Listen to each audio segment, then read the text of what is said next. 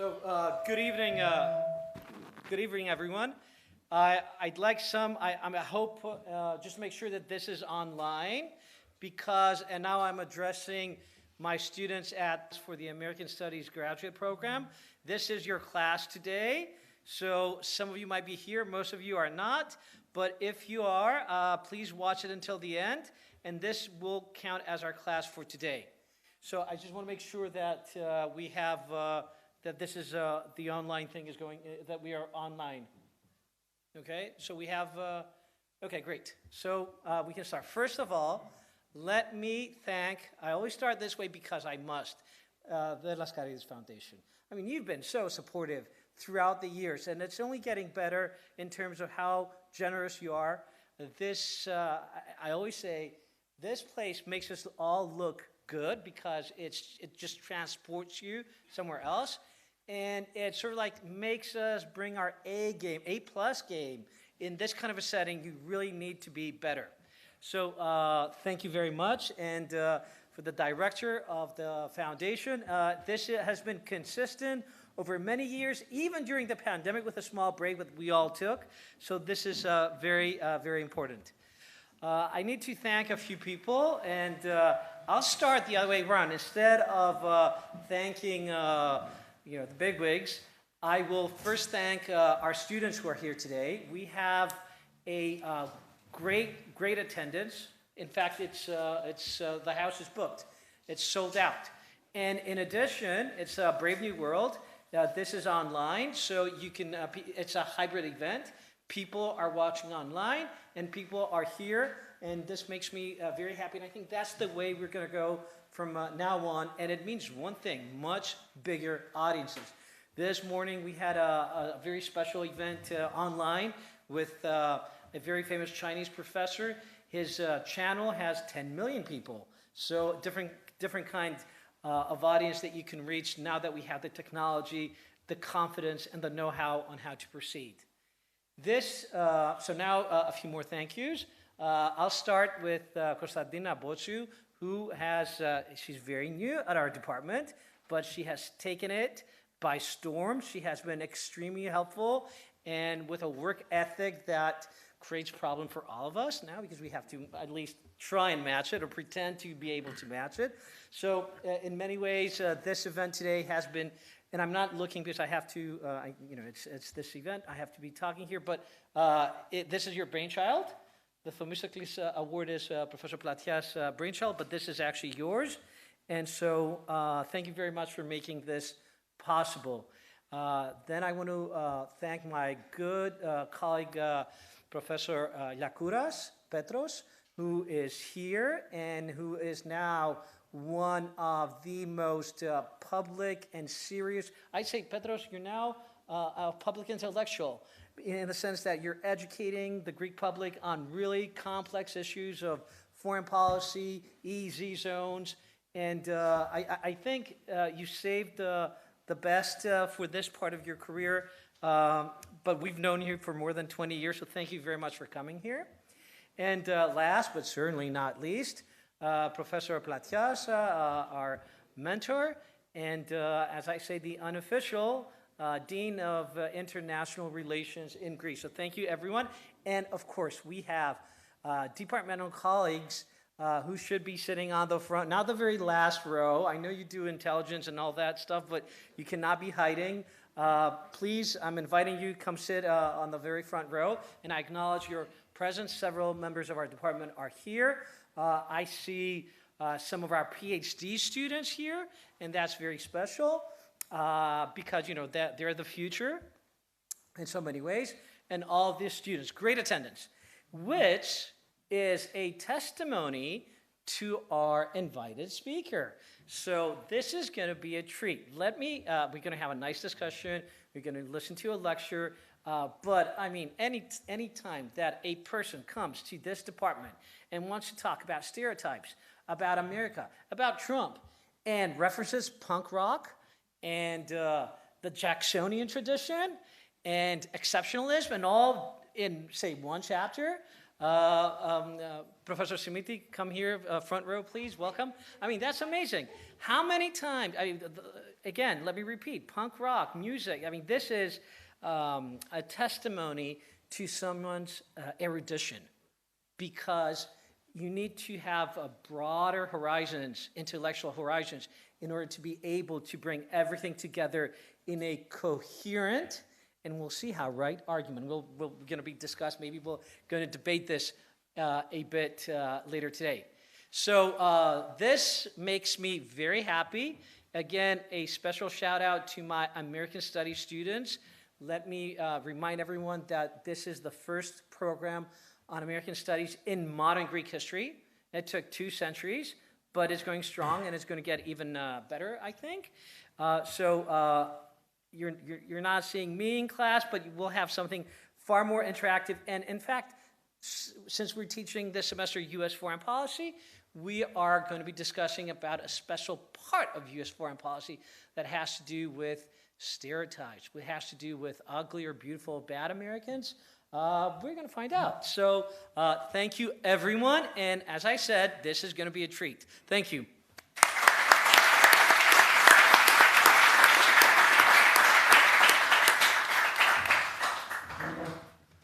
Well, this magnificent room. It's my first time ever in Greece. I come from a very small sort of fishing village, so to see the water out there is very beautiful. I come from New Zealand originally, and I teach at the University of Sydney in Australia. And this is the first of a number of talks I'm giving on this trip. I'm heading to Berlin and then Cambridge and then some time in North America. But this will be the most beautiful room that I speak in. And as you're making us very envious of your travel schedule, because I have a trip to Cyprus, that's it, coming up. Let me please interrupt you, because the workhorse here has actually prepared a few words about you. So just before you start, Kostadina is actually going to just say a few things, a few words. Shall I stand? You can do whatever you want to. Still a free country. First of all, I would like to thank BRENDON O'Connor, an old friend of mine, whom I met about 16 years ago at an ECPR seminar in Cyprus. And we, again, worked on anti-Americanism. Thank you very much, BRENDON, for coming here on your very large tour towards Central Europe, the UK, and then the United States in the end of the year. I would like to thank Professor Diabiris for his very flattering words about me. Very honest. Professor Thanasis Platias, the authority, our authority in Greece, and not only in Greece, internationally, about Thucydides and many other global thinkers. And Professor Petros Liakouras, who is a public intellectual and a wonderful writer about very thorny issues like the Cyprus issue, which brings us together, and other national issues, as we call them in Greece. I would like to thank the American Studies program students, the undergraduate program students, my PhD students from the University of the Peloponnese, who are all here as well, the students from the postgraduate studies program on international and European studies, our colleagues, my dear colleagues that really honor this event tonight. And I would just like to elaborate a little bit on what BRENDON O'Connor tried to tell you, that he comes from a very small place in New Zealand, but he has been quite cosmopolitan since he works in American Studies at the University of Sydney. Before that, he was in the University of Brisbane. That's where he worked when I met him. He works in the Department of Government and International Relations at the University of Sydney, and has a joint appointment at the U.S. Study Center of the same university. He's been twice a scholar and a fellow of Woodrow Wilson Center in Washington, D.C., and a Fulbright scholar as well. He went to Georgetown University, as he was telling me today. He has a very long list of publications, journal articles, chapters in books, and of course, monographs. Tonight, he's going to talk to us about the chapter 7 of his latest monograph, which is going to be developed into a book and be published hopefully by Cambridge University Press. It's almost sure that it's coming up in 2023. So I think he was going to give us many stereotypes about Americans that are not exclusively American, but usually we attribute them to them. And this is a way how we are going to control our own thinking about what America is about. And I'm just saying from now on, and I will elaborate on that later on, that America is not just a country, it's also an idea. That's why ideology concerns us very much, except from geopolitics. Thank you very much. Brendon, take the floor, please. Thank you. Well, excuse me, I might take my jacket off. It's warm in here. Thank you so much for that kind introduction. And Constantine, thank you for setting up this talk, and I really look forward to talking to you. So I might get the slides up, and I'm just going to have them in front of me here as I'm talking to you. So I've got some notes to get up. Is there going to be some slides, or okay? Just checking it. Okay, thanks a lot. I can talk without them to begin with. So what I want to do with my talk tonight is I have spent a long time studying anti-Americanism. I've written too many books on this topic. I edited a number of books, about 8 books on the topic, and then I had a book out on this topic about a year or two ago during the pandemic, which wasn't the greatest time to publish a book of all time, and maybe that book didn't get as much attention as I might have hoped. So I'm going to have to write another book and it's got to come out when the pandemic isn't on. And that book has really been sort of in the works for me, this talk that I'm going to give tonight, really through all of the books I've written on anti-Americanism. And this new book, which is called The Ugly American, I've been working on it for about 15 years. So some of you doing your PhD, you think, oh my God, it's going to take so long, it's so laborious, I'm so bored by this topic by the end. Well, I've been working on something maybe twice or 3 times as long as even the longest thesis you're going to work on. So this has been a labor of love, and in many ways I've been occasionally given gifts along the way, such as the unfortunate, I would suggest, election of Donald Trump has motivated me to keep going in my project and think that I might be onto something. So I'm going to explain a little bit of the sort of legacy of how I got to this topic and where I'm going with the book that I'm currently working on. So I've got this pointer, and that should move me to my most recent book. So my main interest in this topic of anti-Americanism originally was to say a lot of people had very broad and very quick-to-hand views about the United States. But when we thought about what was anti-Americanism, we had what was basically a lot of journalistic kind of writing. We had a lot of reactive writing. And what people in my position want to do most of the time is come along and create schemes and theories and kind of concepts. And so I tried to come to this topic, which there was a lot of bubbling up views, and say that there was maybe these 5 ways of looking at this topic.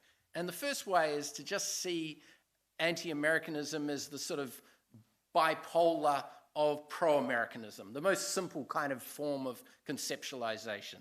The second way is the way that dominates American political science and behavioral sort of understandings, is to see it as a scale. And we can have public opinion upon the scale, and that in some ways gets us to work out the temperature, whether Greece has a higher rate of maybe anti-Americanism than Australia or France or wherever it might be, but it doesn't get us very far because it's a very simplistic scale. The third way of seeing anti-Americanism might be to say, well, it's like a pathology. You hear an American accent, you hear of an American activity, you hear of the midterms, and you want nothing to do with it. You're repulsed by it, you're repelled by it. But to keep that up is pretty hard, you know. Bin Laden was apparently rather taken by Whitney Houston. Some people will create an exception for Bob Dylan. There's those Americans that are like this, and then there's the good Americans. There's and Bruce Springsteen. Let's not forget Bruce. Yeah.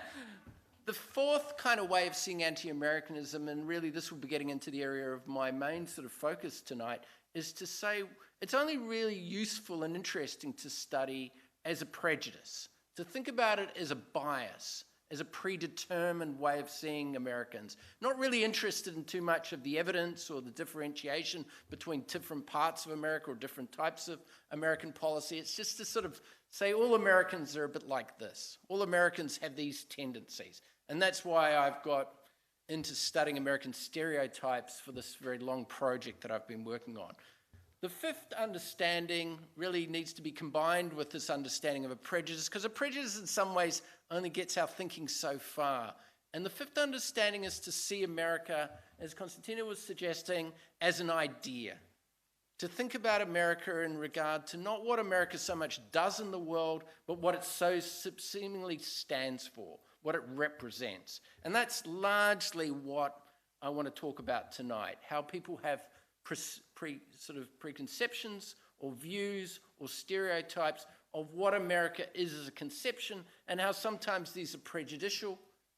And some of you might not see these as prejudices, so we can debate that. And some of what I'm going to suggest tonight is that we have stereotypes about all types of people. People from Australia, I'm no doubt you have stereotypes about them. Maybe New Zealand, you haven't thought much about that, so don't. But stereotypes in this regard, and particularly stereotypes about the powerful, are very compelling. And we're probably increasingly taught in all ranges of good reasons not to have stereotypes, but I'd suggest they're quite hard to avoid.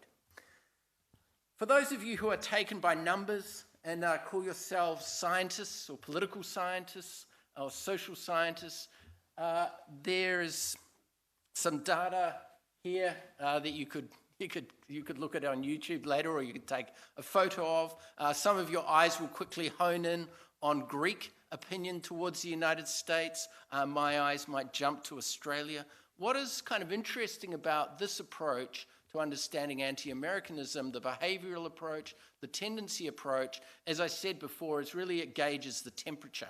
And if we look at the temperature of the popularity or lack of favorability or unfavorability of America in Europe particularly, or if we look at across the world, Greece is a really interesting example. I mean, from all of my studies, the Greeks and the Argentinians stand out as generally being consistently the most unfavorable towards the Americans. If you look at CIA data from the 50s onwards, this is more recent data from the Pew survey, because the Greeks and the Argentinians can have right-wing and left-wing anti-Americanism going on. And so there's a kind of more thoroughgoing sort of aspect to it. The characteristics in the 21st century, the invasion of Iraq obviously has a tremendous impact on attitudes towards the United States in these surveys, particularly in Greece, also in Spain, Italy, France, Germany. The election of Donald Trump was not favorably seen in many parts of the world. Also, you would see from this data, where I come from, the Australians, who have, for many decades, been one of America's greatest supporting America in the Vietnam War, supporting America in the First Gulf War, the Iraq War. Australian opinion starts to turn negatively, not just to events, but an idea of America that's fading, a democratic idea of America. But, as I said before, I want us to delve a little deeper than numbers. I want us to think about these kinds of prejudices that we have about the United States, and to sort of force us to think, are some of these prejudices in fact justified? Are some of these stereotypes necessary to keep America in check? Are they ways of deflating American arrogance and ignorance? Because many of the people I talk about in my book would say so. Many people like Charles Dickens, when he traveled to the United States and wrote his famous Notes on America, went there with the direct aim to say, these people and their advocates have got too big for their boots. How long has this nation been around for, and it thinks it is this brilliant? So there's an aspect of bringing America down to size about the study and this notion that I'm talking about called the ugly American.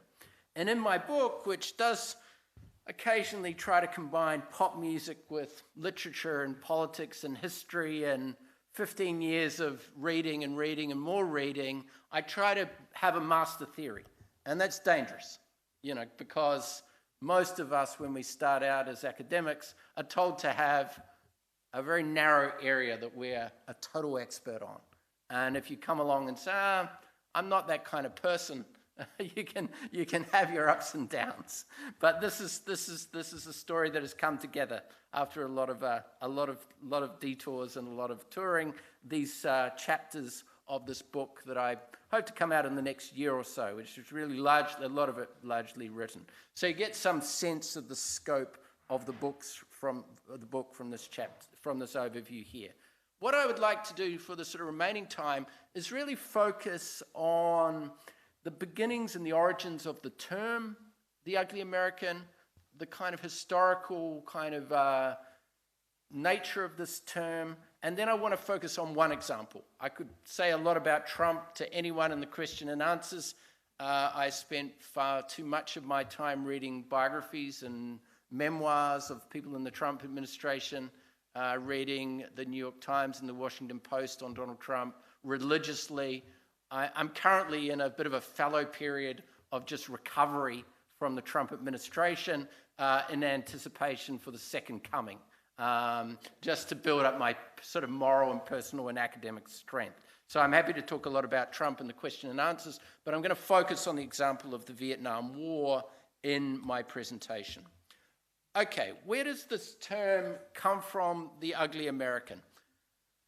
It actually comes from a Greek-American photographer who takes a famous photo in 1948 of a supposed tourist in pre-Castro Cuba, where this tourist has some cultural appropriation going on with a sombrero, has a bottle of whiskey in one hand and a Budweiser in the other hand, flaunting flesh with no regard for propriety. This while smoking a cigar as well to boot. Some of you may be familiar with the American movie star Rodney Dangerfield. You're a pretty young audience, so this is probably not someone who's at the sort of top of your list of comedians, but this is the sort of Rodney Dangerfield of the mid-20th century. The idea at the time that was Americans were emerging as sort of one of the most traveled grouping of people. And in that famous essay of the period by Henry Luce on the American century, Luce suggested that Americans were more traveled and knew more about the rest of the world than, in fact, people anywhere. Now, how could this be? How could Midwestern Americans, not a sort of view that we regularly have, the most worldly people? Well, possibly because they had the most money. And they had grain, and they had things to sell, and they had tractors, and they had new technology. So these people did have capacity. Certainly after the Second World War, the American tourists were more ubiquitous than many other groups. But there was also a view that these people were deeply insular, that they were deeply parochial, that they did not know the languages of the world, that they traveled with a want to find American food. So I was able to find plenty of that downtown today. That they came with Kodak cameras and loud shirts and extravagant hairstyles for the women. Now, what is the story of the past useful in terms of thinking about foreign policy and politics? The stereotype of the ugly American, I'd suggest, is the stereotype that people immediately grab at when something goes wrong with American foreign policy. When Americans fail in their engagement in democratization of Vietnam or Afghanistan or Iraq, it's not that people say, well, if only they had this strategy or that strategy or sent more soldiers or spent more money. It's a cultural failing. And this cultural failing has a stereotype underneath it, which I'm going to suggest is part of this ugly American understanding. Now, as I said before, many of you, and maybe there'll be elements of this argued in my book, and you can draw me on this, many of you might think, well, that's totally justified, this argument. It's not an unjustified argument. It's a real argument. It's not an unfound prejudice. It's a reasonable prejudice, which is an interesting concept. respectable prejudices. And some people might say anti-Americanism is one of the last respectable prejudices that people can have.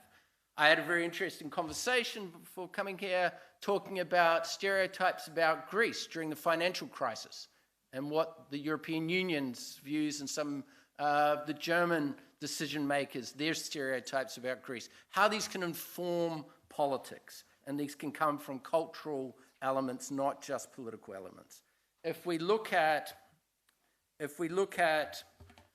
cartoons, we get these constant stereotypes. The continuation of the camera, the loud shirt, the hairstyle, the sense of going around the world but not being particularly cluey about the world, to be clueless, as that famous American movie would put it, or to be prejudiced, to have guns, to have disabilities, to have obesity. These things, I suppose, are very commonly associated with the United States. My cartoon that I started with had parallels during the Trump administration. I know plenty of my students talk about not wanting to go to the United States because of a fear of American gun culture, American racism, a sense of American hypocrisy, maybe American misogyny put in there as well. I want to come back to this concept that I put out in front of you before of the ugly American during this time of what we call the American century. And what I think is useful about this mid-20th century period to study and start, in some ways, the introduction to my book on, is that we have many ideas about politics and about international relations well before the 1950s. But the 1950s in the United States particularly is the great codifying and sloganizing period. I hear we have someone on our panel who is an expert on Thucydides and maybe the history of international relations. But in many regards, Americans have been able to convince a large number of scholars that international relations only really began in the 1950s as a serious discipline. That realism, for instance, emerges in the 1950s as a systematic study of international relations with Morgenthau. Similarly, ideas like American exceptionalism emerge in this period where it's codified and put into some kind of common language, largely for students, because Americans have a lot of students and a lot of textbooks need to be sold. And so ideas like the American century or the ugly American, these concepts emerge that have been around for well over 100 years in the case of my concept, but they get recognized as a widely understood concept, as a concept that can be taught to students and simplified for students. And it's helped in this case because there's a very sort of, not just the photo called The Ugly American, there's a book which has a kind of different story. The Ugly American is actually the one culturally sensitive American in it, or the most culturally sensitive American in it, but it's just the title of the book which sticks. And then the book is made into a movie starring Marlon Brando, and any of you who are fans of Apocalypse Now and have not seen the movie from 1963 with Brando in it, I highly recommend it. It's a fascinating study of the notion of an American abroad, blustering away with all the answers, mispronouncing every name, going forth with great confidence and a great mission. And Brando as a brilliant actor, has the sort of personality to carry this story. And the title of the 1958 book, which was a bestseller, and Kennedy was very taken by it as a senator. He passed it around to all of his colleagues and wanted them all to read it to understand where America was going wrong in the world. And when he came in as president, he set up the Peace Corps with a very idea to overturn this notion that Americans were going to places like Vietnam with little education, no language skills, very little cultural history, and highly offending the locals by telling them how things should be. That they shouldn't be growing rice, they should be having hog farms, that they should be embracing different political traditions which weren't indigenous or popular to those areas. There was a sensitivity in this book to all of those issues, which played off a very famous novel from 1954 from 1955 by Graham Greene, The Quiet American, a novel that is quoted constantly to this day as a warning sign of what would happen in the Vietnam War, the novel by Graham Greene.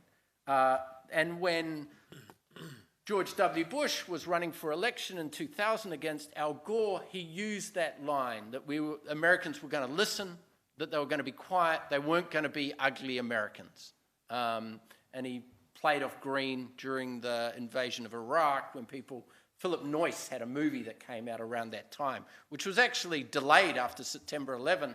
The second version of the Quiet American movie, the Noyce version, had to be held back at the American box office because it was too critical.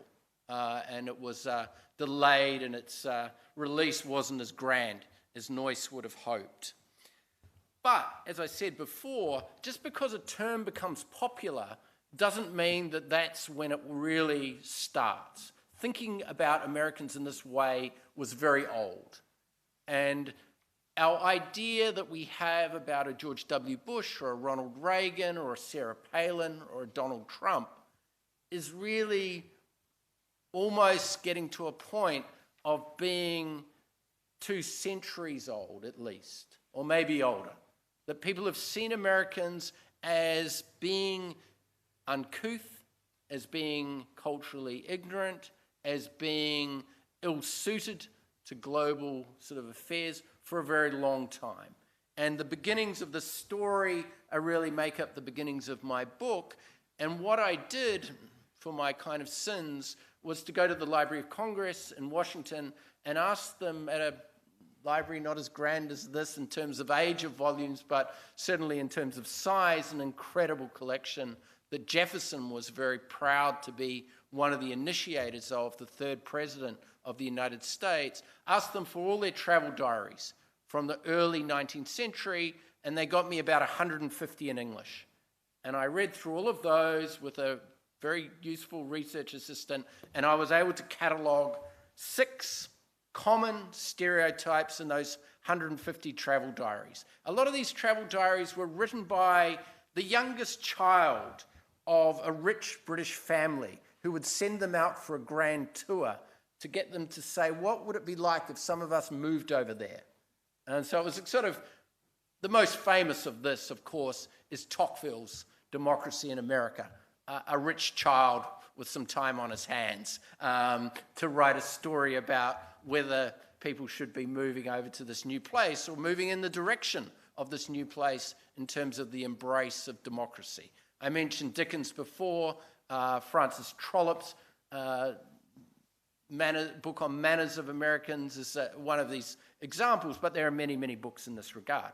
And so from my kind of being lost in the Library of Congress, which was a wonderful place to be lost if you ever go to Washington, D.C., it's my favorite building, well beyond the Capitol building, which is not a grand building, but it's just a beautiful collection of great volumes, and the Americans set it up to want to compete with places like here, or want to be connected to places like there, to push back against the notion that they were culturally ignorant and uncouth and backward and not part of a deep civilization of learning.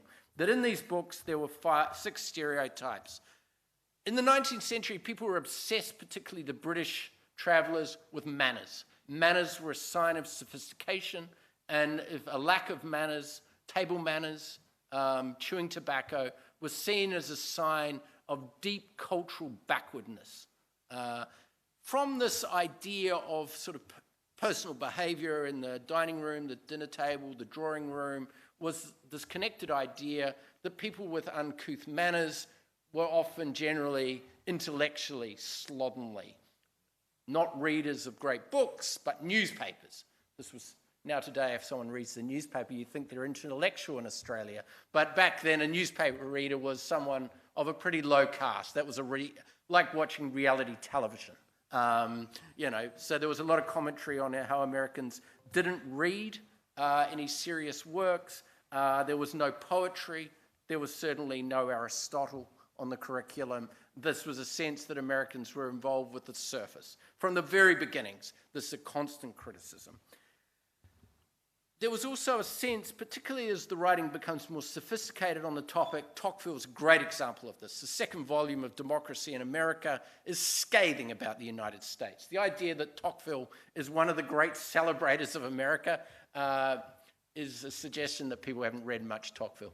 For every compliment, and there's quite a lot in the first volume particularly, there's a lot of really scathing commentary about American culture in the second volume of Democracy in America, that American culture will bring everyone up to a certain level. Everyone will get to read the newspaper, but Americans will never achieve great thoughts, that Americans will never be able to write great symphonies or great poetry because it will be a leveled culture. It will be a bland culture. And Dickens had a lot to say about this idea that Americans would be drawn to talk like each other, that they would have all these catchphrases like, have a nice day, do you want fries with that, good luck. These sort of platitudes of culture were very apparent to these more incisive travel writers of the early 19th century, and they thought part of it was the sort of effect of material culture, the effect of capitalism. That capitalism turns people into somewhat of robots, that you become like everyone else, that Americans have an American personality. People at the other extreme would say Dickens' books on England have this sort of exaggerated, every English person is totally idiosyncratic and a totally sort of, eccentric kind of individual, where the Americans, I think there is a famous line in Notes of America where Dickens says, you know 1,000, you know one. This boastfulness was very clear from the beginning. Americans telling people how great America was very common to be commented on. In Dickens' novel, Martin Chuzzlewit's, Martin is asked how he finds America and whether it is, in fact, the greatest country in the world on the boat coming into Boston Harbor before he's arrived. The sense that Americans had an insatiable appetite to hear about how great America was a comment that Tocqueville makes in Democracy in America, that you cannot sate the American need for praise, and the Americans will not sort of relent with telling you how great their country is. Everyone was a general, everyone was a professor, everyone had a title very early on. As I said before, a lot of this was connected to this idea that America was very money-oriented from early on. And a very simple example that I like using in my book was that the MBA becomes a very kind of regarded degree in America by the early 20th century. Harvard has an MBA program. I think Oxford, the Said School, 2008, a century later, had an MBA program. That would have been considered a technical study, I think, for a very long time. A lot of things, law, accounting, those types of things. So there's different orientation to what is valued. And hypocrisy is writ large throughout all of these books. The sense that people talking about freedom and democracy in the morning, but then driving their slaves hard in the afternoon. So all of these things are cultural critiques. They add up to a stereotype, and as I said before, some of you may well think, well, these are respectable stereotypes. These are reasonable stereotypes. And that, I think that idea plays with our notion of what stereotypes and prejudices are, because in many instances, the modern academy or the modern society is about telling us that stereotypes are wrong. They're the thoughts of simple people. They're the thoughts of, these are the reactions of essentializing thinking. And so part of my book wants to play with that idea, who we can have stereotypes about, or who we're comfortable having stereotypes about. While at the same time, my book is very critical of the United States and its foreign policy and a lot of its politics. But it wants to work on what basis do we criticize it? What is the basis of our criticisms?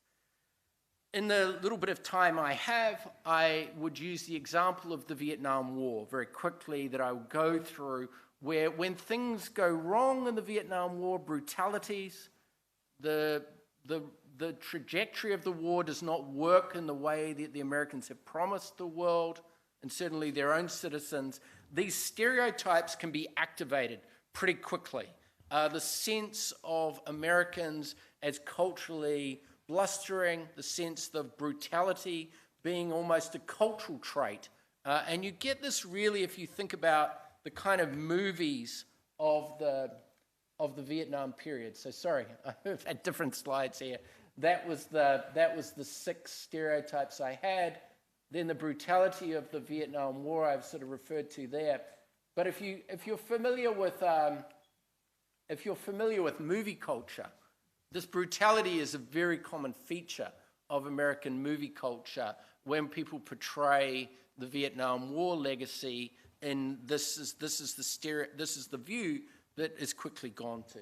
But this quote I'm going to go through from Gabriel Garcia Marquez suggests to us that the idea of the ugly American is very kind of fertile for feminist thinking, for gender scholarship. This idea that there's a particular kind of idea of what America is, and a sense that at its worst has this a range of insensitivities culturally, but also a sense of kind of righteous masculinity, or some might see it as misogyny. And the example of Vietnam, I think, promotes in Gabriel Garcia Marquez, the great Latin American magical realist, the sense that America comes to Vietnam and creates a series of not just political problems, but social problems as well, turning, in his dramatic sort of understanding there, of Saigon into a sort of the largest sort of open-air brothel in the world. A lot of the other critiques of America that you see in literature, you see in film, you see in music, have to do with the sense of cultural ignorance and national naivety. Said's quote, I think, is one I always come back to, that every single empire in its official discourse has said that it is not like the others, that its circumstances are special, exceptional. It won't do what the British did or the Russians did in Afghanistan or what the French did in Vietnam. It has the sense that this time it will be different. And that, I think, is a sure sign of sort of tragedy to come.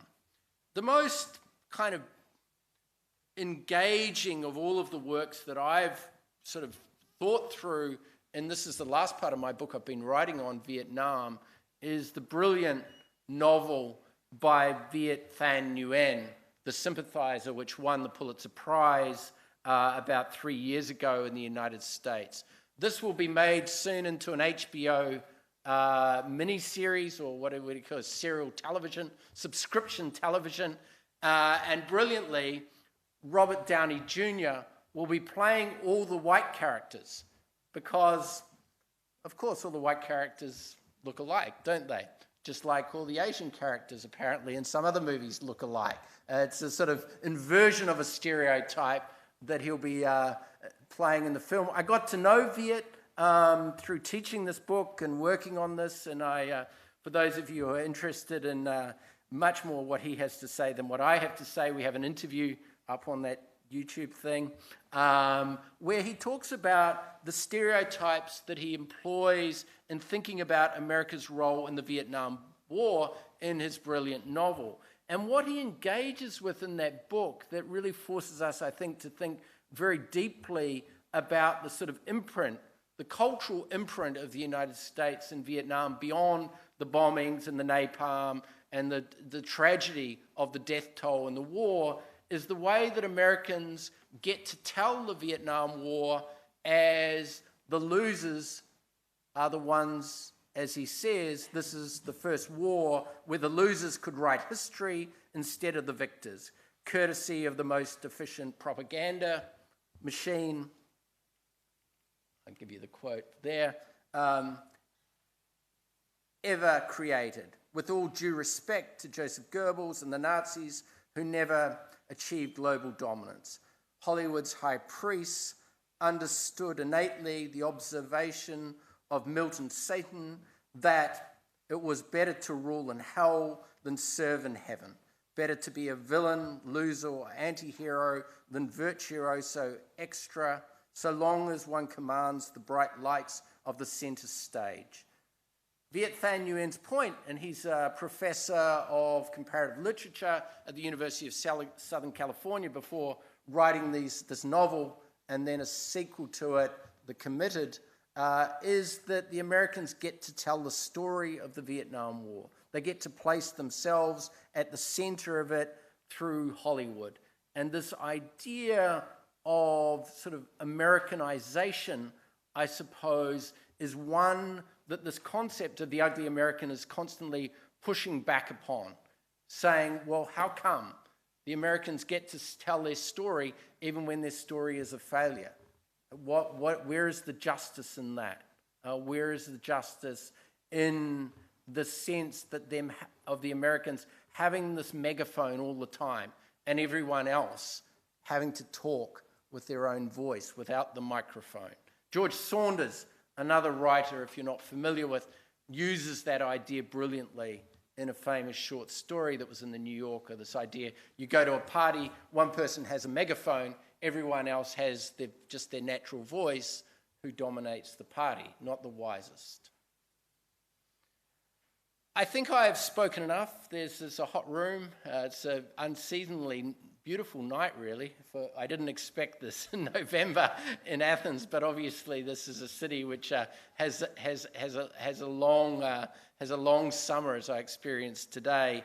I have used this sort of broad range of literature, film, and all of the sort of work I've been working on across a couple of centuries once film emerges and into Trump. As I said, I've even dabbled with thinking about the kind of nihilistic, kind of punk nature of some of Trump's support, the sense of there's not a want to change the world or a sense of a want that you're going to create a better world, but it's a sense of a want to just kick against the world that you don't like, with no maybe purpose, but to tear it down, to obstruct, to be against it. And so I don't think political scientists or politics or international relations is always useful at helping us understand those kind of irrational tendencies. Novels, music, film, even television helps us sometimes think about those tendencies more fruitfully. In my example of the Vietnam War, I'm making this argument that the gloss that America is able to emerge from at the end of the Second World War with a high reputation globally after the defeat of Nazi Germany and the Japanese imperialism throughout Asia is worn away dramatically by the Vietnam War. The Vietnam War is the time where these older stereotypes from the 19th century come back with a vengeance politically and have a much stronger global role to play in our understanding of the United States. Vietnam is a sort of hinge period for a much more critical view of the United States. Now, obviously, there were many things going on in other places. You have your own stories to tell here about American support of the junta, about the Cyprus issue. People from Chile, Guatemala, Iran have many more different hinge points. But this was the one common hinge point globally, because it was told, as I said, through American film. Even the critical films like Francis Ford Coppola's film had the Americans at the center and the Asian characters in many regards as the sort of extras, not as the center points. The Americans got the story out there and this understanding of them out there and captured, most significantly, our attention. This ability to capture our conversation, to be at the center of a global lingua franca, makes this term, I think, a very significant one to understand, that it is America, when it has an election that people talk about globally and can easily bring people together. And in those moments of crisis, like Vietnam, like the invasion and occupation failures in Iraq and Afghanistan, like the election of Donald Trump, or maybe the return of Donald Trump, these stereotypes are working in the background. They're providing us intellectual sort of cover and support for our own instincts, for our own responses. Most people didn't need to know much about Sarah Palin globally to know that they didn't like her. They didn't need to read much. They didn't need to know much about her time as mayor of Wasilla or watch her debates when she ran for that mayoral office or the governor's race that she ran for. I put myself through that because I'm a scholar. But most people didn't need to do that. But they had a strong view. And they had a view that she was one of those types of Americans, just like Donald Trump, because these stereotypes do a lot of work for us. That is enough from me. Thank you for your patience, and I'm looking very much for the response.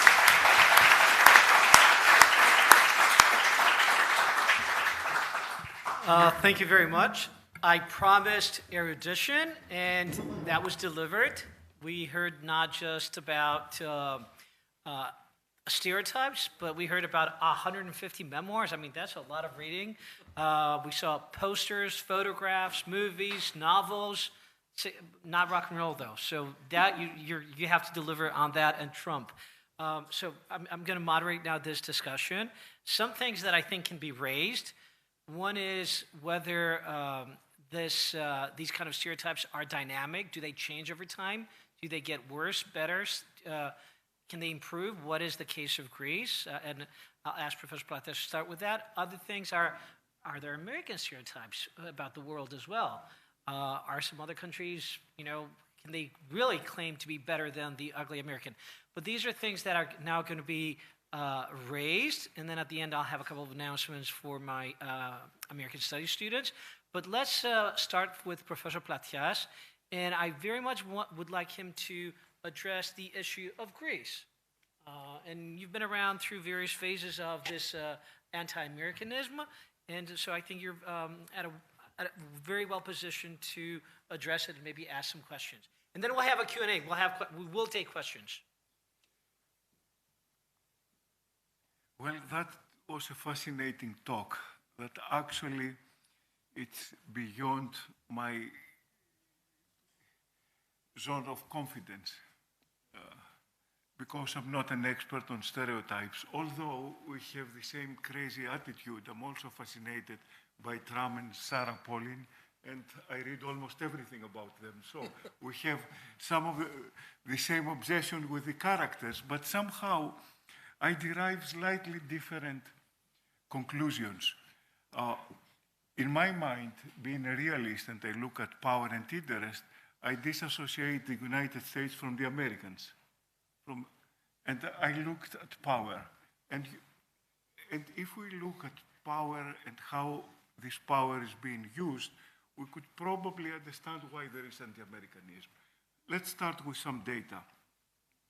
The Americans are 4% of the world population, and they control 24% of the global GDP, of the global wealth. So they do something right. And they control 50% of the world military expenditures. So even if the whole world combines against them, cannot beat them. And with their allies, they control 75% of the world GDP and the world military expenditures. So if the international politics was a zoo, the Americans will be the big elephant and the others will be small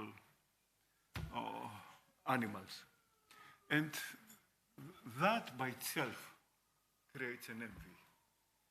And on top of it, they control the oceans, which means they control the world trade, they control technology, and the world finance, control finance through the dollar.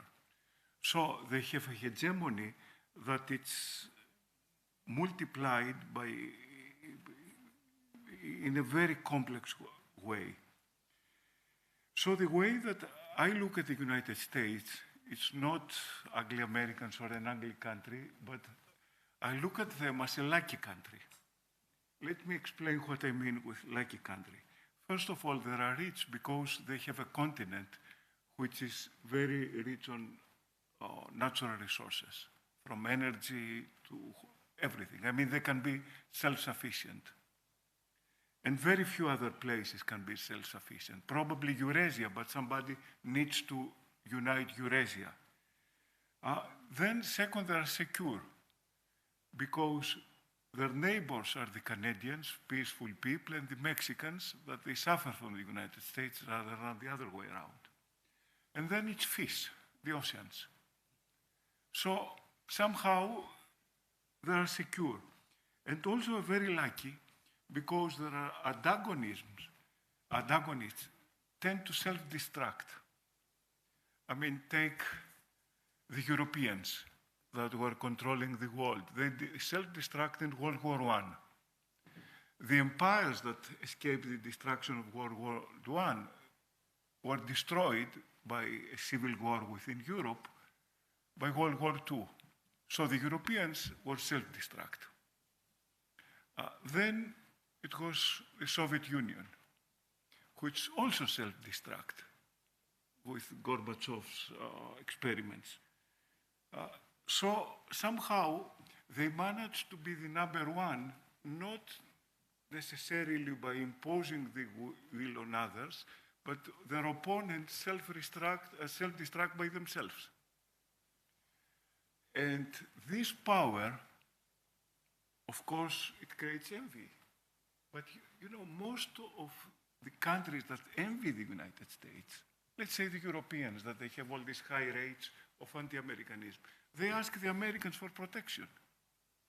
I mean, who did the dirty job? Who created security for Europe? It was the Americans. Who liberated China from the Japanese?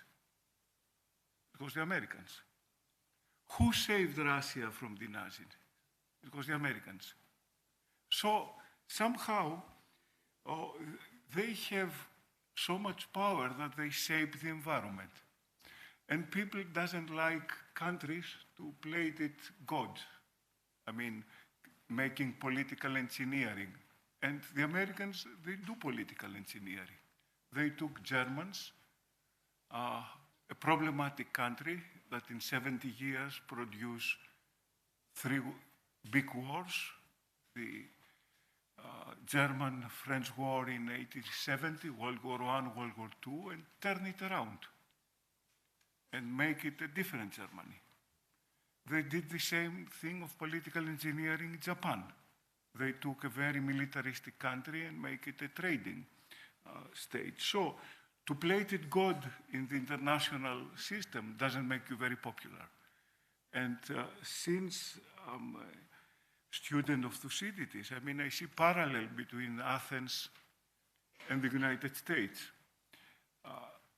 Athens, if we read Thucydides and if we read Pericles' famous oration for the dead, Athens was the top of the civilization. I mean, far away from anything that the barbarians or the other Greeks could have done. Really the best that civilization has produced. But in the end of his talk, Pericles said in the funeral oration that we are hated. Everybody hates us because we are a tyranny. So usually power corrupts.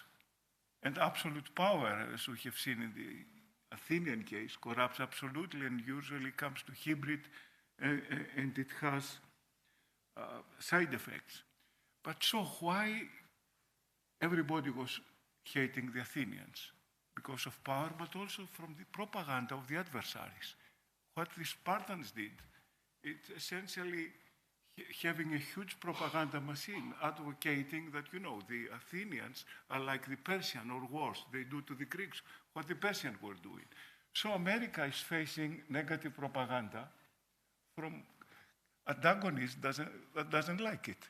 And they use technology like social media to kind of calcify the divisions in the United States and exaggerate the divisions. And some of it is externally. It's Russia, it's China.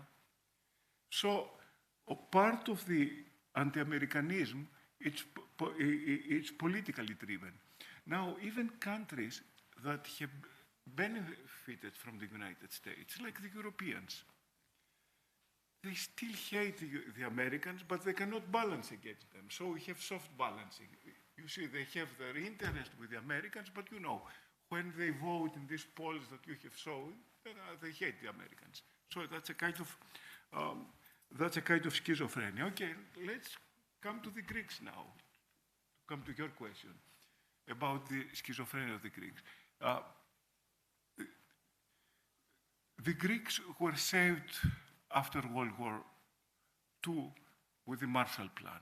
I mean, it was a big kind of economic reconstruction program, but also because Greece happened to be a sea power, because of its location, when the Americans and the Brits and the Russians were dividing the world in zones of influence. Due to British and American interference, we came to this part of history because of the Americans and the Brits. So Greeks have been beneficiaries from the United States. But you see, the left was not happy, and the left is significant in Greece. I mean, they lost the civil wars and they blamed it to the Americans. Then we started having clashes of interest with the Americans, mostly because they were supporting Turkey against Greece on the Cyprus issue, mostly, but also in Greek-Turkish differences. So anti-Americanism went in the roof. But when Americans started being even-handed between Greece and Turkey, or at least appeared to be even-handed, things changed. I remember I was, when Clinton came to Greece and gave a talk to the Athenian political and economic and academic elite, kind of apologizing for the military regime, and the Greeks were loving it. They treated him like a rock star, the way that Germans treated Obama, and how Obama was treated here in Greece when he visited. So we hate Americans, but we love to hate Trump and some other Americans that they have the same policy, Clinton and Obama. We adore them. So something is wrong with us. Now, coming how things change, because of changing interest and that seem to be converging, it has been the left that changed its attitude vis-à-vis the United States. So I think your data are wrong. I mean, even the anti-Americanism that was mostly left-related, now you had the left that signed, it was really the left government that signed a very deep agreement giving access to the United States at the military level that never had before for conservative governments. And somehow, if you read their foreign policy program, they still wants to be in the side of the United States rather than against it. So things are changing. Now, what I find interesting in your analysis, it's the emphasis on leadership. I mean, you talk about Trump, for example, or you talk about American presidents. Now, the problem, so it's very important that you bring the importance of the leadership. With your money or reading everything about Trump. I mean, it says something about you're fascinated by leadership. The problem with leadership, however, is you cannot make a theory about leadership. It's not easy. For example, during the unipolarity, we love to hate Bush and Trump, but somehow we adore Obama. But the policies were the same. I mean, some little variations on how the US interferes in the world. And guess what? I mean, Trump was the more careful on intervention compared to Clinton or Obama. Actually, he was more restrained. So somehow we looked at stereotypes because Trump behaved with a brutal way, and we didn't look at policies. And actually now I want to provoke you as much as I can. Trump may have been more prudent than Biden and probably Obama on his foreign policy. For example, he did not make military interventions. Actually, it stopped. He was trying to pull down out of interventions that the Democrats had done or previous administrations. So it showed much more restraint. Take on Russia, for example. He tried to have good relations with Russia, not provoke it, and which I consider a very clever policy, because bringing Russia closer to the United States is probably the best way to contain China. By having the current policy that the Americans are having, sending Russia into the hands of China and making containment much more difficult. So what the stereotypes that you have mentioned may be true. I mean, it's in the literature, in film, but you know, if you look at policy, you get completely different conclusions about the role of the United States than the stereotypes. Thank you. Thank you very much for...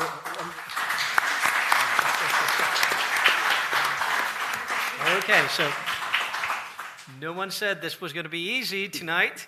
Let me just add one fact, and then I mean, I'm sure you want some time to formulate your response.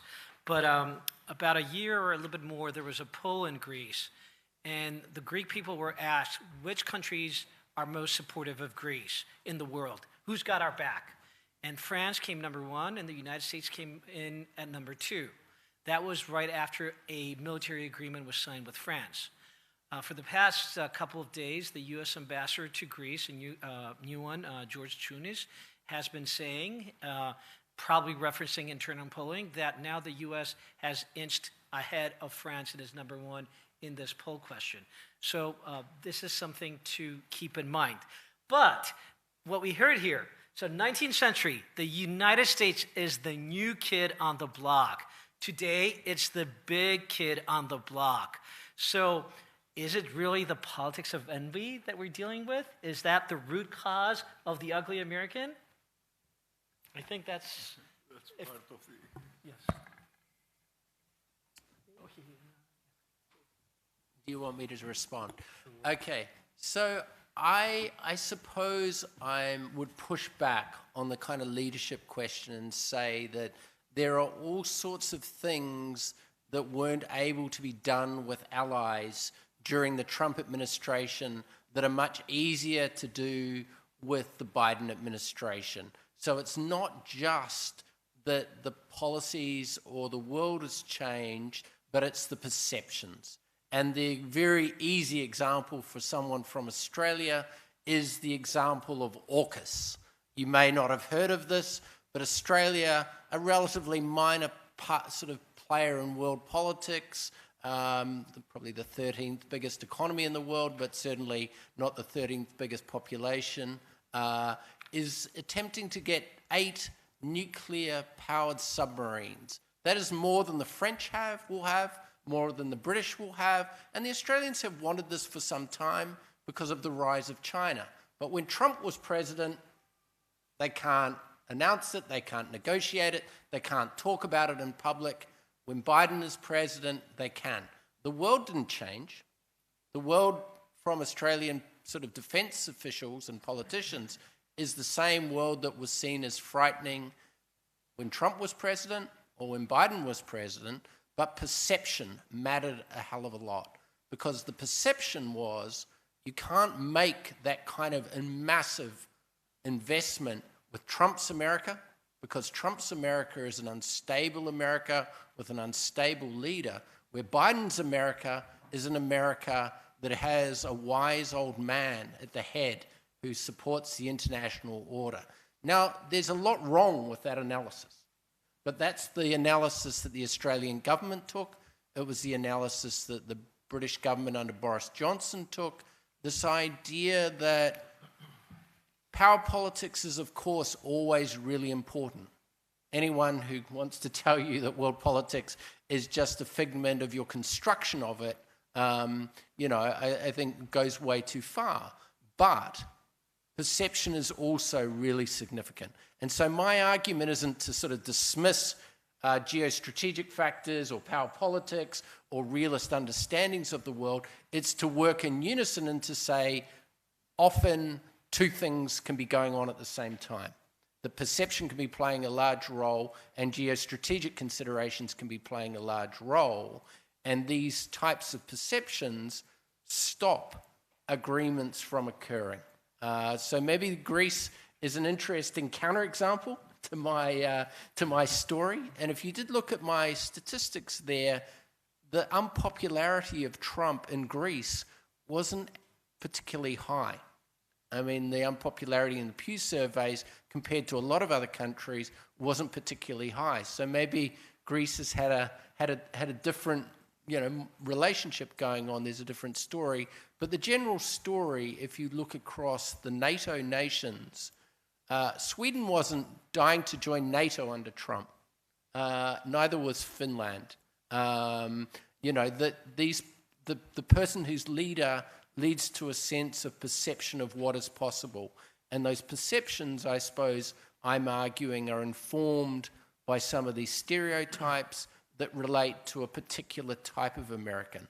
The instability, though, also of American democracy after the January 6th invasion of the Capitol building, I think that lingers at the minds of many people around the world as well, and many policymakers.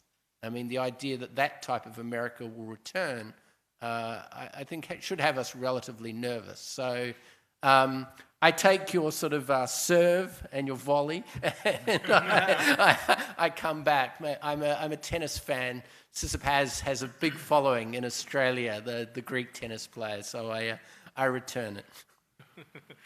Okay, thank you very much. We now turn to Professor Bociu. Here at this department, we teach a lot of international relations theory. And I actually acknowledge a lot of first-year students here, which makes me very happy. And I think you're going to be learning a lot about Vietnam based on this talk.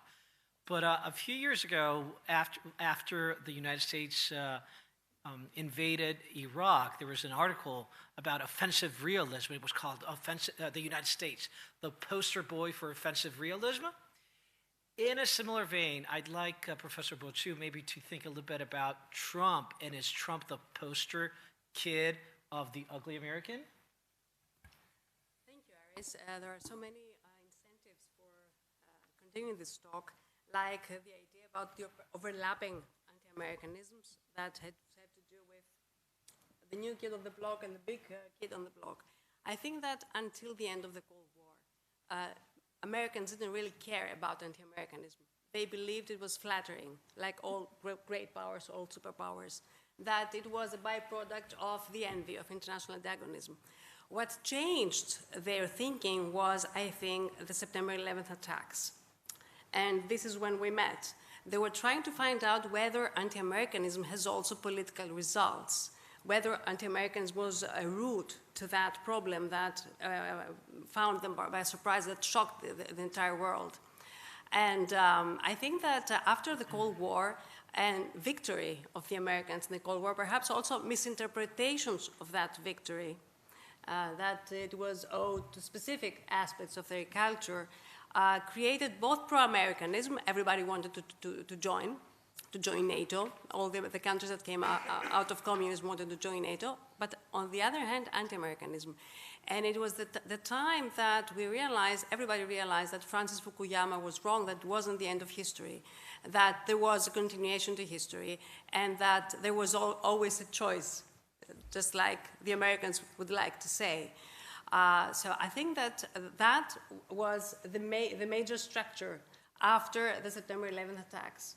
And the Americans did little to help themselves and their friends by trying to spread democracy or imposing democracy to areas that the ruling governments didn't find it very welcome, that democracy would be the new governance, or that people didn't really like the idea, weren't ready for that, or the governments said that they weren't ready. Now, Trump is a new element, is a new phenomenon. There are two ways to interpret the 6th of January invasion.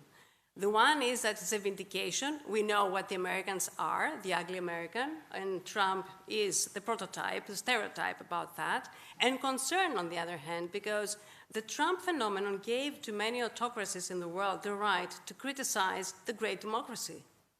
I mean, we've seen in Europe many people that vote, perhaps, or support the extreme right, criticizing Trump. And this is quite ridiculous sometimes and quite puzzling. So my question would be, after this introduction, what has the Trump phenomenon added to anti-Americanism around the world in terms of ideas, but also in terms of political results? That's a very good question. I mean, I end my last book and this book I'm working on at the moment with Donald Trump, and here's someone to send you into a state of great confusion if you listen to, say, Donald Trump talking about Kim Jong-un. First there is going to be fire and fury, and then there are beautiful letters and a love affair and something to take to Mar-a-Lago to keep forever. These penned pals across the Pacific. And so this is someone who comes to us very much out of the culture of fantasy, the culture of television, the culture of sort of make-believe and lies. And it provides in lots of ways a platform for any particular kind of element of criticism of the United States, because you can draw upon the sort of history of racism or the history of misogyny or the history of militarism. And you may be right that there was less intervention during the Trump administration, but the flexing of the arm to say during the campaign of 2016, what is the point of having nuclear weapons if you don't imagine using them or think about how they might be useful? Or the budget of the United States continuously expanding its military spending. So I think Trump, in many regards, is sort of, has this sort of element of a tabula rasa. We can place upon him many of our concerns about the United States, prejudices about the United States, prejudices about these ugly American stereotypes, because he is a sort of, one-man, attention-seeking kind of missile every single day of his life. His main aim seems to be at the center of attention. And the best way to be at the center of attention is to say things that are provocative, upsetting, bad manners, uncouth. And so he adds to those 6 stereotypes I've had very nicely. He fits my model quite nicely, and I had my model before he came along. Whether he fits my model too nicely will be the sort of work of reviewers. And one sort of relatively amusing story, when Trump was running for election, I had an article in the largest newspaper in Australia, it's called the Sydney Morning Herald, about how Trump fitted my stereotype. And there was a former leader of the Australian Labor Party, the left-wing party of Australia, who had fallen hard, and he fell from being leader of the Labor Party to falling to the right wing of Australian politics, to being a sort of xenophobic, anti-immigrant politician. And he became a columnist, and he attacked my article. He had a response article to it saying that this was typical of academics, that they would find all of these faults in Trump and his supporters, and it was all too easy when these were really the real Americans, the real people. So there is, I suppose, that sense of, as I said, stereotypes being appealing, being things that we can be easily drawn to. And when we have prejudice and stereotypes against the powerful, against what we see as the sexists or the racists, then we're, I think, in a territory that we're not particularly used to. Because that sort of great quote of Orwell's comes to my mind, that when we're considering the prejudices of others, it's very hard to look at the prejudices of ourselves. It's very hard to question our own prejudices. It's a deeply difficult thing to do. And particularly if you have a title, like a doctor or a professor, then it's even more hard to do that. So do you think he will come back? Do you think that he will come back independently of your personal interests about your books? Yes, definitely. Very bad for the world, but occasionally good for publicity. I don't imagine that he will not run. He will run, unless he is sure to be defeated, but that will be well down the track from now. So I think it's very likely Donald Trump will run again for the US presidency in 2024. All indications are there. He doesn't maybe have the same kind of degree of energy that he had running the first time. There's not quite the enthusiasm for the office, but he still has that enormous need to be at the center of the conversation. I think the sort of best psychological follower of Donald Trump in the United States media is Maggie Haberman, the journalist who obsessively follows her for the New York Times. She just has a book. She's been on a book tour. I've been listening to all of her talks. She's much more of an expert on this question than I am, and I think she is confident that he will run again. So there are all indications he will. And what that will mean for American democracy, I suppose, worries me firstly more than about foreign policy, because I think that would come later. The threat that Donald Trump poses to the American democratic system, I think, is very significant. The threat that he poses to stereotypes is maybe a secondary issue, but he's certainly been a gift. And what is Trump's connection to punk rock? Well, I suppose that I was really drawn into this sort of argument from a bunch of authors that I was reading about kind of nihilism in the 1970s. So I teach a class on great books, and some of you are thinking, well, you know, we're going to hear more about Thucydides and Aristotle and Plato. I get to teach the 20th century great books, end of the scale. And one of the great books of the late 20th century in sociology and politics of music is a book that is about the politics of style and how style becomes so significant to our world. And the band that captures that moment of style is the Sex Pistols in the late 1970s. The Sex Pistols are a fashion brand before they're a music style.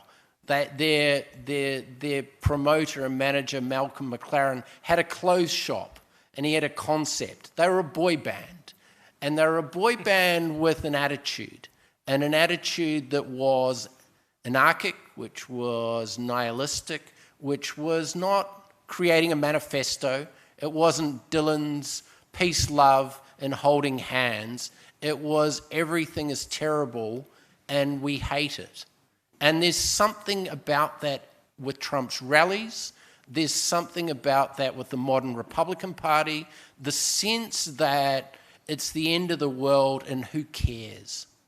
And so there's not a positive kind of manifesto. There's an anti-manifesto, a sort of anti-hero imagery that punk, I think, was very good at capturing. And this becomes incredibly popular. I mean, the God Save the Queen song from the Sex Pistols, which is banned by the BBC, is the #1 hit in the UK by the late 1970s. A sort of modern punk band like Rage Against the Machine, one of the most popular Christmas albums of all time in the United Kingdom. Nirvana, I suppose, draws from this tradition. This can be incredibly popular, but also have this deep sort of vacuousness at its heart, that it doesn't have an alternative. It, in fact, as the Sex Pistols had a song, there is no alternative. And so to steer into Also, that... I'm pretty vacant. That's another one. Yeah, to stare into that abyss, and I think Trump constantly does that. There is this element in his rallies of staring into the abyss and saying there are no answers. There is no program, except for just the joy of being against things. And the fact that they could not really play their musical instruments didn't matter. Yeah, well, you don't have to know anything. You don't have to know anything about the world. You don't have to know anything about politics. You don't need to know the Constitution. You don't need to have a political background. You never need to be elected to any office. That is all sort of do-it-yourself punk style. And, you know, I'm a fan of the music, but not a fan of that as a politics, as a way of... I'm drawing the very, very brilliant article written in the Atlantic magazine, which I'm heavily drawing upon my argument here from. But if anyone wants to search up my book in the footnotes, there's the better version of what I'm saying. Okay, that was, as promised, delivered. Now we turn to Professor Lacouras. And here's what I was thinking. Just considering Greece, we had... Professor Platias mentioned in November 1999, Clinton essentially apologizing for U.S. intervention in Greek politics. We're still debating whether they masterminded or knew about the 1967 coup d'etat, but that's really a moot question in the sense that they openly supported the Greek juntas over 7 years. That's not even debatable. Then Professor Lacouras has written books about Cyprus. What the U.S. has done or not done in Cyprus has been held responsible in Greece through the Freedom of Information Act. We know about CIA operations in the 1960s. The U.S. intervention in the Greek Civil War was decisive, the Truman Doctrine. And that's just one country, just one country. So, Professor Lacouras, could you perhaps ask or think a little bit more about how could this ugly American stereotype might actually be involved with U.S. interventions in Greece and around the globe, really? Probably around the world, not only in Greece. And this is something that came to my mind when I was reading the book. Of course, the book is excellent, but I take from that the cemented stereotype. So whatever is done, it is because the Americans are behind from intervention and everywhere. But I find that this anti-Americanism in concerning interventions, because I combine these two. And I think that, the cause of anti-Americanism is the interventions. That's why also George Bush the second received so much resistance and of course some sort of let's say objections about his politics. Actually, he held two interventions, one in Afghanistan and the other in Iraq, in 2 years. 2001, because that was the war on terror. And the second one, and that was a war on terror authorized by Security Council resolution. This is something that gives this a legitimacy of the intervention. However, this kind of intervention also was a source of objection from many countries and many people and many different groups.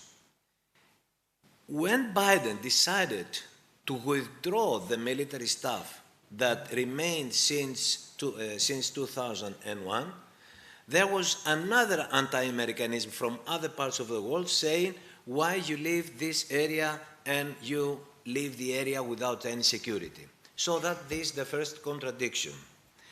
The second contradiction came when Bush decided to hold the intervention in Iraq in 2003. I remember when I was reading an article from my professor, Mike Risman, saying that Pericles was very proud that Athenian democracy was unique, and he didn't like to share this unique democracy with other states, with other cities. Say, we Americans are very proud that we like to share democracy, and in any case to impose if it is possible. And that's how they constructed this notion of regime change, which was something very, let's say, very new for any kind of politics. But on the other hand, Iraqi intervention was without any authorization from the Security Council. But Bush imposed his position, imposed his politics and decision to hold this intervention, saying, as we all know, that if you come with us, you are our friends. If you don't come with us, you are our enemies. You remember that. So Iraqi intervention was completely mistake.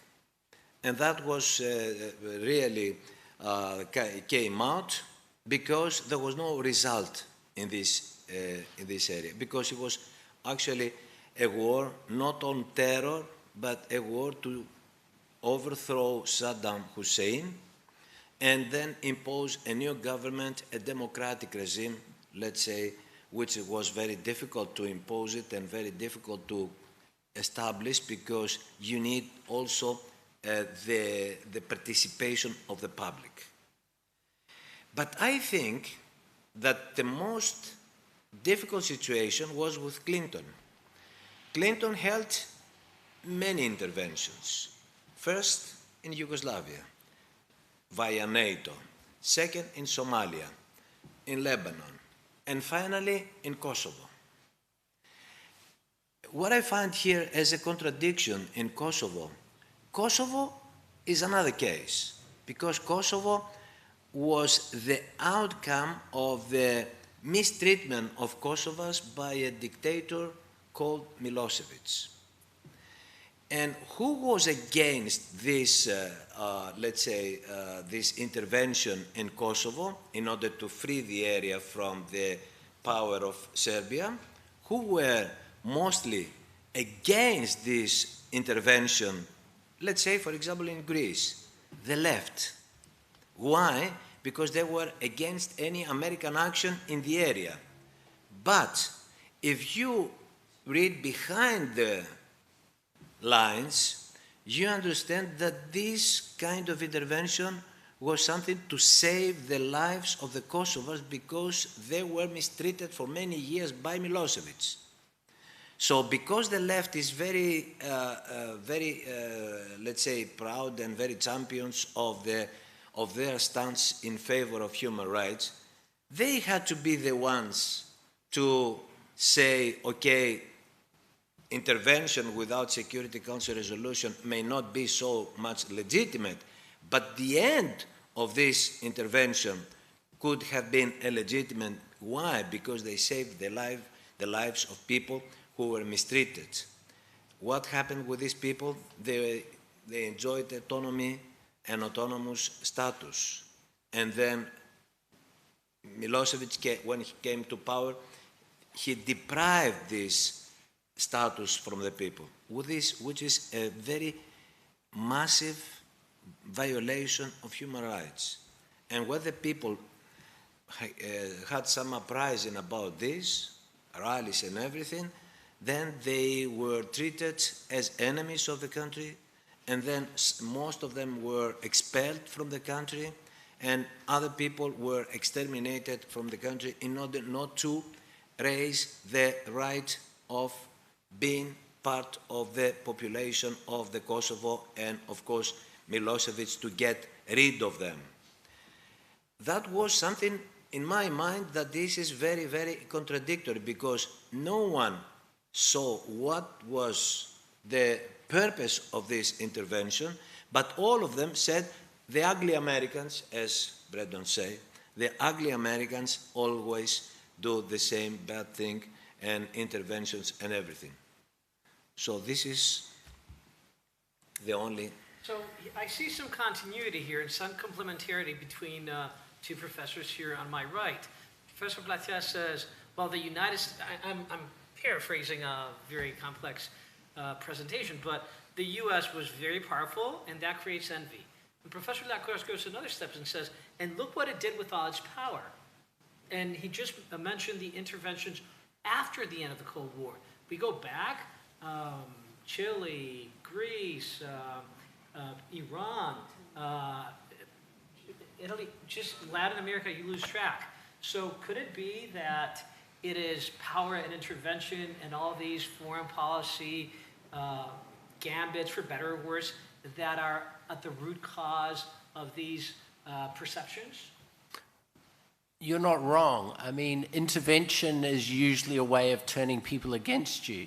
I mean, if you look at Iraq, there was a belief amongst some people who had said other things, like Dick Cheney, that the Shia majority, the Saddam Hussein being a Sunni, were going to embrace the Americans. But there were instances very on in the 2003 Iraq War of Shia forces, sort of mujahideen-like forces almost, fighting American soldiers. And Americans are completely complexed by this.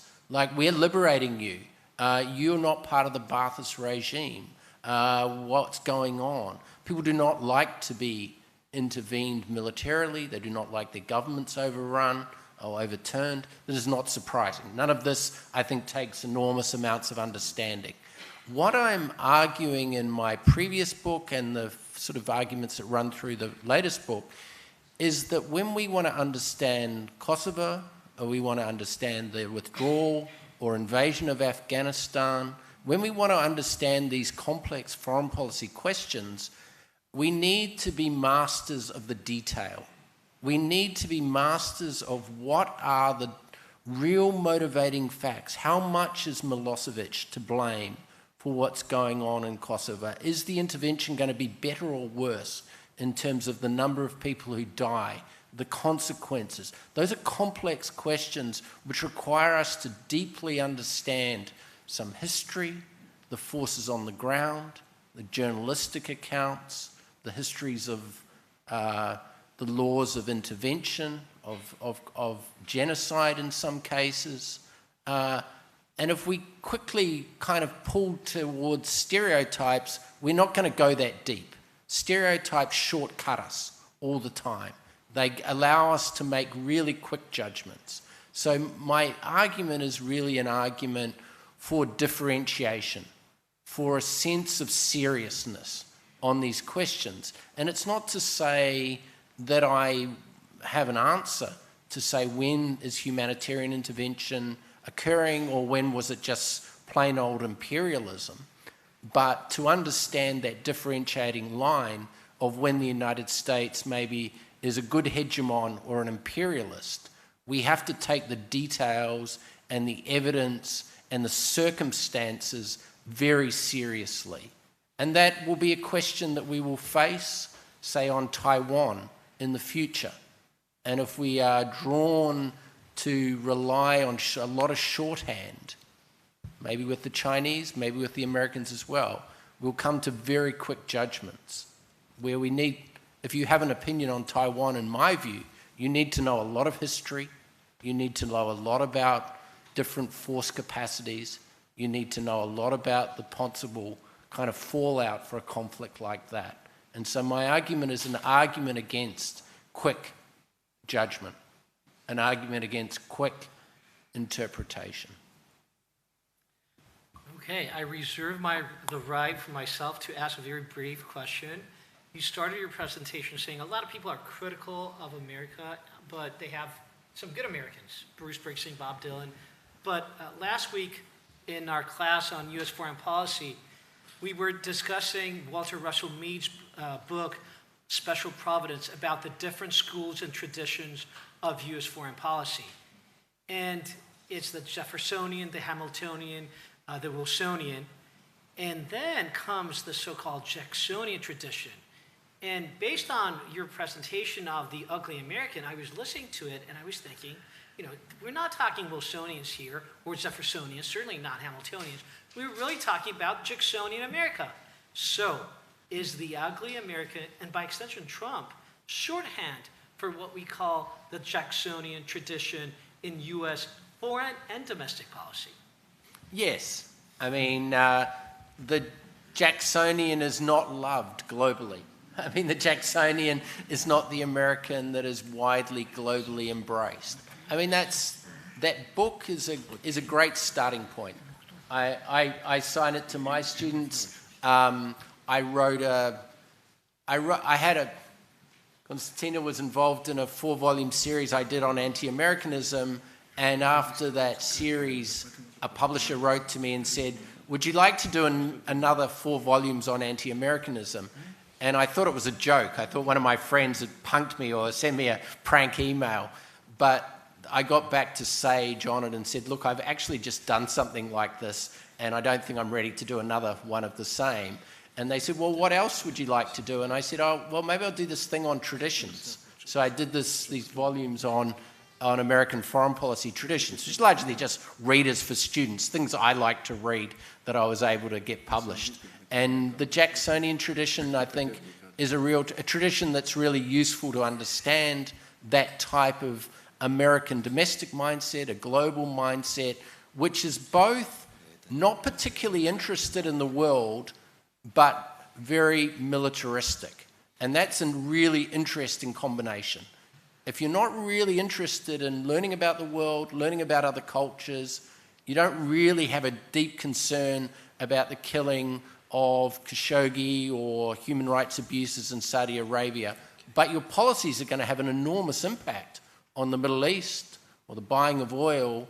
That's a really kind of difficult combination and probably dangerous combination to have an enormous footprint, but a kind of very limited concern and interest in other people.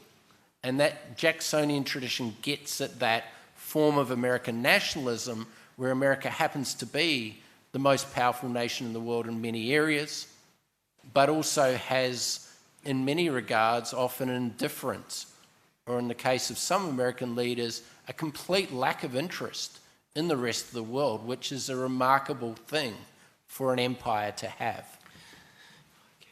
Okay, this is fascinating. So now we will accept 2, maybe 3 questions. The questions should be all together, and then we'll answer them all together. So Professor Simiti first. First of all, I would like to thank you for your excellent speech. Because this is online, do we please, if we can use the microphone so the people online can hear you. The microphone is coming. It's coming. It's coming. Yes. First of all, I would like to thank you for your excellent talk. My question is whether any of the negative stereotypes that exist about Americans abroad are embraced also by Americans themselves. That's the first question. And the second question is, with such high polarization in American society, there must be a lot of stereotyping also within the United States. Okay. Thank you very much. Bravo. Okay, actually, let's go to Professor Paravantis now. Έλα ρε Παραβάντη. Thank you. I thought that the talk was amazing, so thank you very much. One thing I wanted to get your response on, if I could, sir, is do you find that Trump has changed the ugly American concept, both qualitatively and quantitatively? Because he is a U.S. president who thinks that the last election was a lie. This is unprecedented, I think. So, your response to that. Thank you.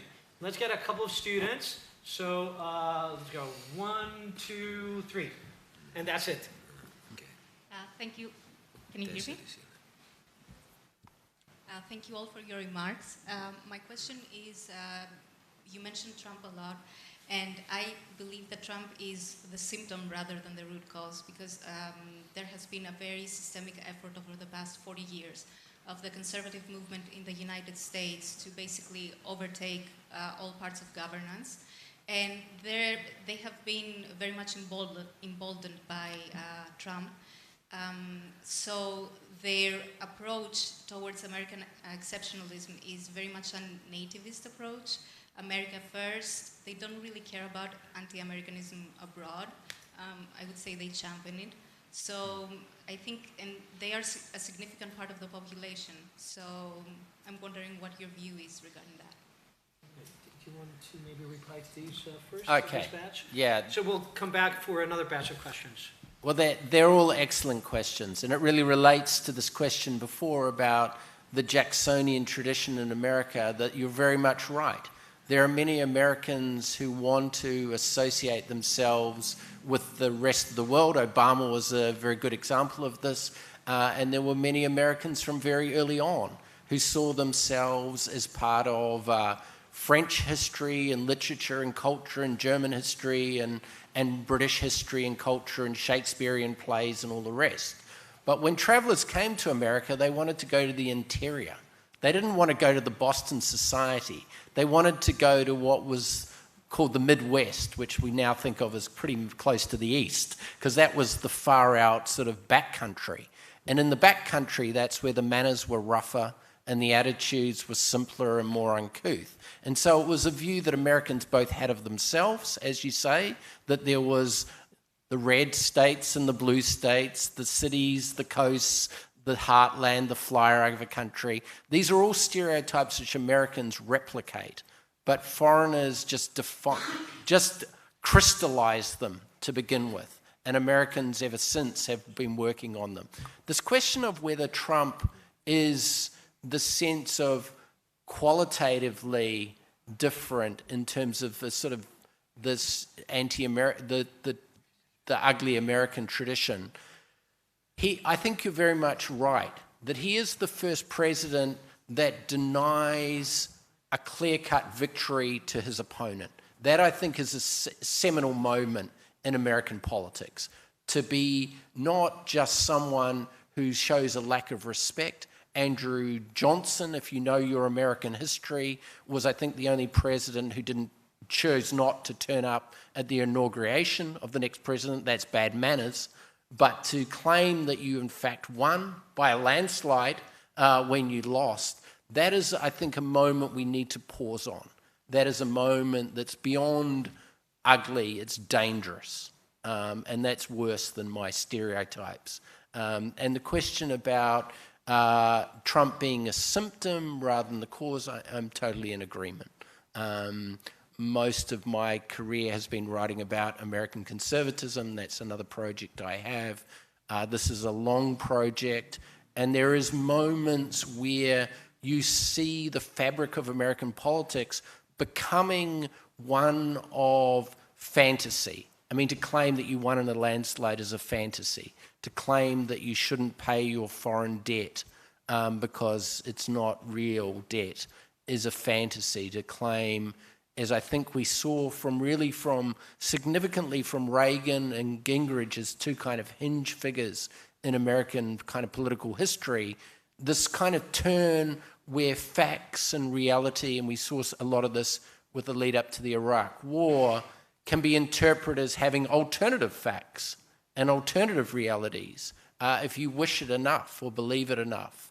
That is well before Trump. Trump is not the inventor of that. And the modern Republican Party, very much from Reagan onwards, works in the imaginary much more than I think is helpful in politics.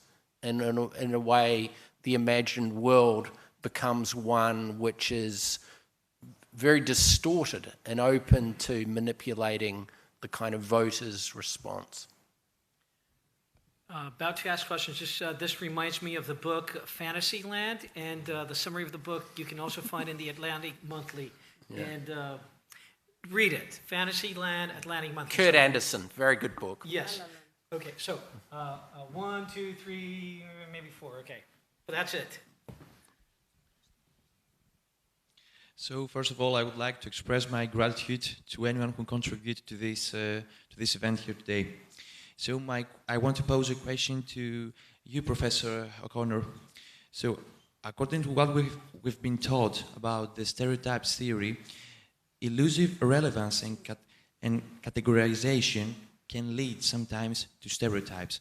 So I want to answer me, if you can, whether these stereotypes can lead sometimes to moral exclusion, and what will be the consequences of this exclusion. And the second one is how we can change the stereotypes. There are many models that we've been learned from social psychology. First of all, we got the subtypes model, the norm, the countermatch models. What's your opinion about that? Okay, here and then, so 1, 2, 3, 4, yes. And yes, you come. First of all, yes.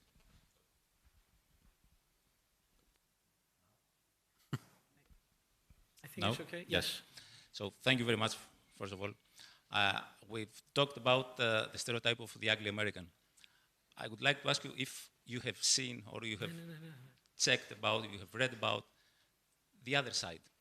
Because as I'm looking on the outside as a Greek, and I'm talking, and I'm maybe for what Professor Platias said before, that the Americans are the hegemons of the globe. And what about the prototype, the stereotype of the pretty American, not the ugly American, the American of the hard-working part? I will object a little bit with Professor Platias. He was not only lucky, the American. He was taking the opportunity. He fought. I didn't think that he led the catastrophic way. I agree with the Euro part, but not for the Soviet Union. He pushed the destruction of the Soviet Union. So what about the stereotype of the pretty American? Okay, the student right there, and then. Thank you. First of all, I'd like to thank you for being here today with us and for your presentation. I would like to address my question specifically to the reasons why people are creating stereotypes.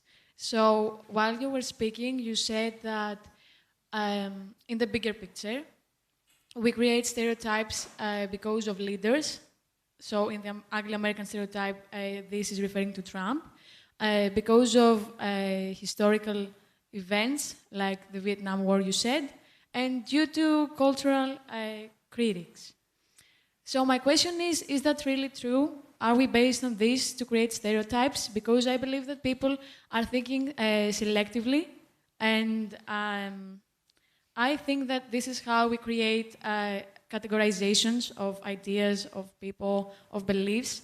And I think that this is the independent variable that creates the stereotype, if we consider the stereotype as the dependent variable.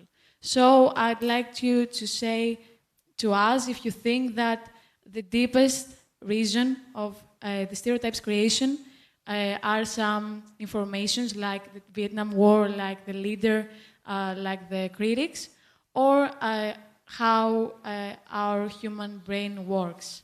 That's my question. Thank you. Okay. There. Well, first and foremost, thank you for this insightful discussion. Now, we've seen the narrative, the perspective, if you wish, of the ugly American. We've also seen in a question the case of the pretty American, perhaps. What we also know, and really well actually, is the ability of the United States as an ideology to formulate narratives in the global spectrum. In this case, I'd like to ask whether or not we can see the formulation, does it occur, the formulation of the ugly Chinese man or the ugly Asian man? Okay. Thank you very much. And there's one gentleman in the back, so we don't want to.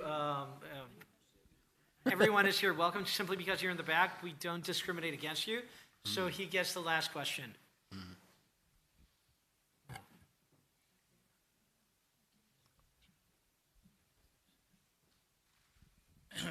I would like to ask you, Mr. O'Connor, whether about the stereotype of the ignorant American who doesn't know anything about the world outside of his borders. For example, people who misinterpreting the history of Ukraine, whether it comes from Noam Chomsky or Tucker Carlson or whatever. Is that a category of the ugly American? Like Dick Cheney, you said earlier about the Iraqi Shias, that they will support the Americans, and he was wrong. I think you should talk a little bit longer about the ignorant American. And one more question, if you don't mind. Do you think that people like Noam Chomsky contribute to the ugly American stereotype? That's all. All right, I'll try to sum these all up in one kind of very quickish response, because you've got to get into the night to enjoy this fine night. My book that I wrote previously had the title of Anti-Americanism and American Exceptionalism. And you might suggest, well, that is the ugly American and maybe the good American, or the exceptional American, or the beautiful American. And my argument is that these are two sides of the same coin, that they're two simplistic responses that we can go easily at. And many American presidents will say America is the greatest country in the history of the world. Now, that's an amazing thing to know, that you can know the history of the world and you can know what is the greatest country. But it rolls off American politicians' lips very quickly, including people like Obama, who might know maybe a little bit better than that. Obama was drawn famously once to be asked at a NATO summit in Salzburg whether he believed in American exceptionalism. And he said, yes, I do, but I think the Greeks believe in Greek exceptionalism as well, and the British believe in British exceptionalism. Now, that was the answer of someone who used to be a law professor. That showed a sort of flexibility of the mind. When he came back to America, people said, you don't really believe in American exceptionalism if you think other countries have exceptionalism, because we're the only ones that's really exceptional. So you're a traitor. You're an apologist. You don't have true faith. And he had to backtrack for the rest of his presidency and say things like, we're the greatest nation in the history of the world, just to make sure that, in some ways, annoying argument from the right was pushed away. The question of ignorance is a really important one and a really good question. And one of the deep dives in the book that I previously did gets into this question and says, what happens if we look at the data, and we have data from particularly National Geographic? For those of you like spelling bees, there's a thing called Geography Bee that you could tune into on YouTube, where kids from around the world or around America have to place rivers on a map of the world, or countries, or where Ukraine is. And it turns out, apart from really smart kids in the United States, Americans are really terrible at this. And that probably doesn't surprise any of you, that Americans didn't know where Iraq was before the Iraq War, that Americans didn't know who the Secretary General of the United Nations is. But Swedes knew, Germans knew, that lots of Europeans were much better at this kind of what we might call current events, basic information. And if you look at that and think about that question of ignorance, if it leads right up to the presidents of the United States not knowing what the most dominant language is in Afghanistan, or who the Sunni and Shia were, and which countries in the Middle East are Sunni and which are Shia, then it does feed into that idea that, well, these people aren't suited for this role that they have. They're not taking it seriously enough. They're not educating themselves enough as citizens or as leaders, and it forces us to, I think, turn those stereotypes into questions. And that's one of the things that I hope to do in this sort of chapter of the book, to wrestle with that question of ignorance. I'll end, because I live in the part of the world that is Asia, and the Chinese influence in that part of the world is growing. Last time I was touring around talking in Germany and Europe, I was really struck by the amount of wealthy tour groups from Korea and Asia and China that I was coming across, where I was having to defend myself against the selfie stick that the selfie stick, particularly in Rome, in the Vatican, was this ubiquitous kind of wand of, in some ways, insensitivity. In some ways, it was the Kodak camera and the Hawaiian shirt and the bottle of whiskey of my picture at the beginning from that Greek-American photographer.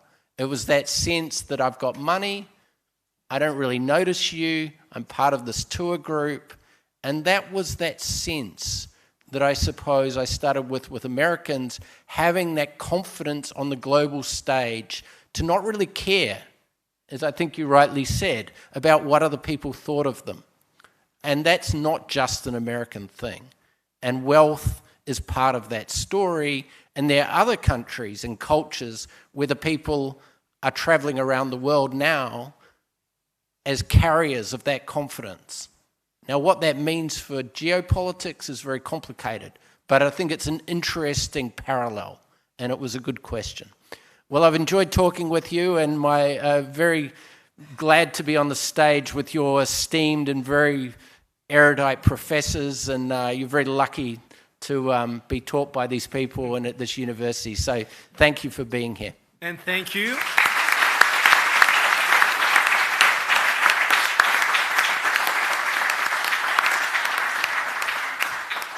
This was excellent and shows that what we got here is a real academic community, and that's high praise for everyone. To use another catchphrase, American phrase, good night, good luck, and we'll meet soon again. Thank you. Yes.